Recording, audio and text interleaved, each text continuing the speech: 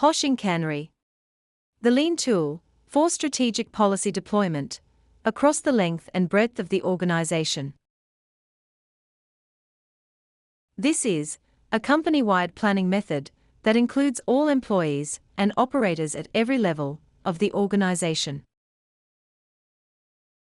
The Japanese word Hoshin means direction or compass needle. Kanri means deployment or management. Hoshin Kanri is a management technique that was first developed by Professor Yoji Akao in Japan in the 1950s. He believed that each person is the expert in his or her own job. And Japanese concept of total quality control or TQC is designed to use the collective thinking power of all employees to make their organization the best in its field. This reflects the intention of the Hoshin Kanri technique to let the strategic goals of the organization guide every decision and action. People who use Hoshin Kanri often refer to the term true north.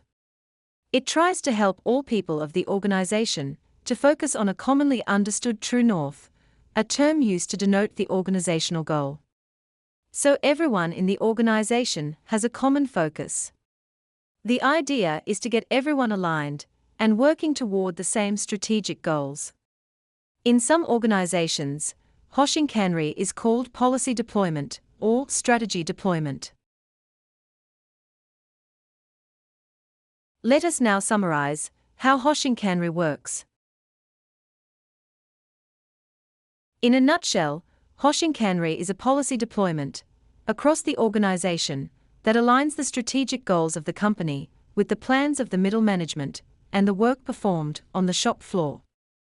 It ensures that the progress towards strategic goals is consistent and thorough, eliminating the waste that results from poor communication and inconsistent direction.